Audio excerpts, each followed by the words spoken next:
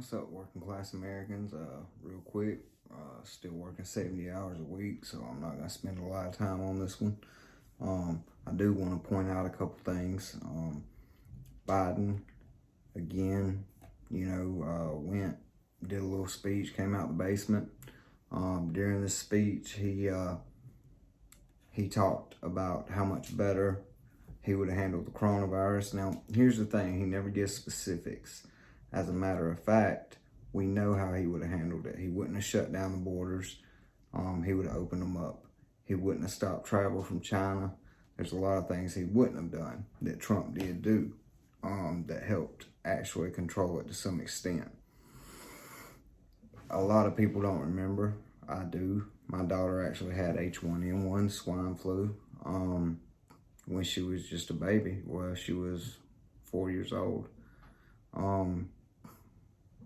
People do not remember that Biden and Obama's actual response to H1N1 was horrible. It wasn't plastered all over the media for everyone to see. They stopped tracking it in April, somewhere around in there, and then started the numbers over. They did several things. Now, because of all this, and because it was not made out to be what the coronavirus has been made out to be, people automatically assume Biden could handle this. The only thing is, Biden cannot tell you what he would have done differently. We know he was still having large campaign events in March. We know that he was actually calling Trump a racist and xenophobic for shutting down the borders and for not allowing anyone in from China. So we know that the man is lying. He has no plan. That's the reason he hasn't given any specifics. All he says, I would have done it better. Well, it's easy to look back and say you would have done it better, especially when you have no accountability in the media. That being said, then he comes out and he says, well, Trump also, he says basically, where's Trump? Trump should be on this. He needs to do something for the country instead of himself. You are one to talk. Let's not forget about your son and how you flew him around the world on Air Force Two to go get these $1 billion deals over in China and Ukraine. Let's not forget that. You were enriching your family. You were using public office to do it. You've got a terrible track record. Everybody knows it. The media is they're just fake. They're lobbing you these softball questions, and you can't even do nothing with softball questions. You can barely string together a legible sentence whenever you're not in front of a teleprompter. So the fact that the media and everyone else is propping Biden up does not impress me any. He flip-flops on his views daily. One day he believes one thing, then he finds out that wasn't the response everybody wanted, so he believes something else. The man has no actual views, no actual, what's the word I'm looking for? He has no actual convictions on anything. It's whatever sounds good that day. Being that our media is so fake and they will not call him on any of this, he gets by with it. Now, anybody with a brain can see the man is not all there. Anybody with a brain can see that he can't actually string together a sentence without, somebody writing it for him. Him and Kamala Harris, which Kamala Harris has a terrible track record as a prosecutor. We've talked about that before. Whenever they say the polls say this and the polls say that, well, guess what? In 2016, the polls said that Trump had zero chance of winning the election. In 2016, the polls told us that we were going to have Madam Clinton as our president. So I don't rely heavily on these polls. No reason to. Most Trump voters, because they're afraid of either being persecuted or killed, they're not going to tell you they're Trump voters. They're not going to say anything about it. They're going to go down to the polls and they're going to vote on election day. Now, they're already setting us up to steal the election. We know beyond a shadow of a doubt that they want to pass mail-in ballots. The reason being is because you can cheat the system that way. And they're already setting it up. They're calling it a red mirage. So what they're saying is, on election night, it's going to appear that Trump won. But in reality, by the time all these mail-in ballots get in, he's going to lose. That is not a free and fair election. It's not. They've done this. They pulled this crap in other places in state elections, Kentucky being one of them that I remember, right off the top of my head. The thing is there's even people who's came out from the Democratic Party talking about how they fixed elections, talking about how they paid people to just basically go through and throw out Republican votes, talking about how they sent people in to harvest votes from the elderly. These people know how to cheat the system. They're going to try to cheat the system. No matter where you go, I can even pull it up on YouTube all the time and watch, even in a lot of these liberal strongholds, these crime-ridden Democratic cities.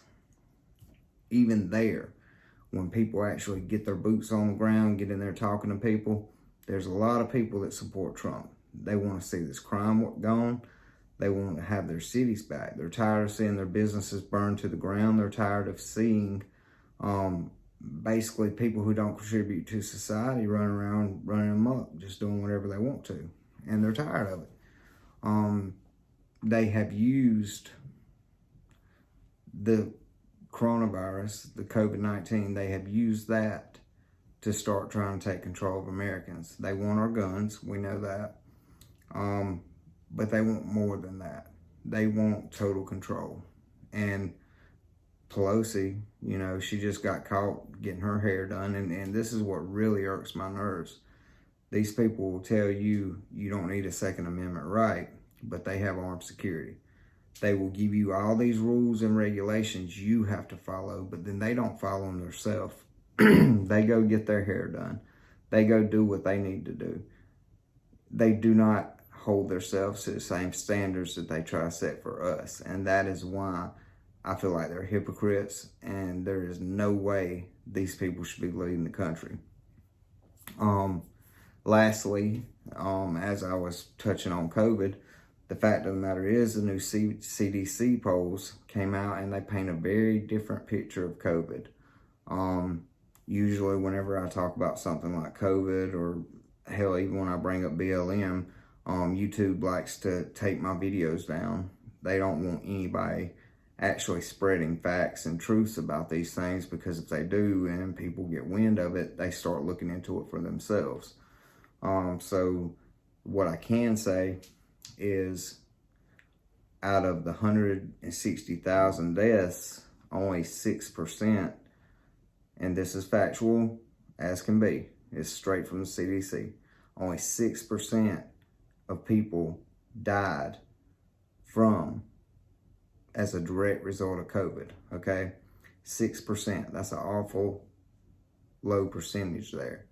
Now, there were plenty of people who died from comortalities, from being overweight, from diabetes, from all these complications that went along with COVID. But these people were unhealthy anyways. They were older, the majority of them, or they were unhealthy. It's like we're taking one thing and making it another. They have learned how to control Americans through lies, through fear, and also through using all these false narratives through the media. And they try and try and try to control us. That's what they want. They want total control. We don't need to give it to them. We need to keep control within the American citizen. The American tax-paying citizen has the right to control this country because we contribute. At one time, if you did not contribute to society, you starved. Of course, they couldn't have that, couldn't have people who don't contribute starving, because that's their voter base, that's their block. So they really went above and beyond to create these false narratives. They went above and beyond to create lies, and went above and beyond to try to scare American people. It's just sickening. It's sickening. You know, like I say, right now, your career criminal can basically get away with anything. Hard working class Americans, you know, if you're caught in anything, if you have to defend yourself, if you have to defend your home, just like the Wisconsin, the 17-year-old Wisconsin kid, he had to defend himself, and, you know, now they want him on murder charges, which is a crock. I mean, the boy was 17 years old, grown men, criminals were trying to murder him. You know, he did what he had to. But people got to wake up. You got to start looking into this shit for yourself, and you got to start forming your own opinion. But get the facts, okay? Don't rely on what I say. Don't rely on what anybody else says. Dig up this information for yourself. It's out there. It's easy to get a hold of.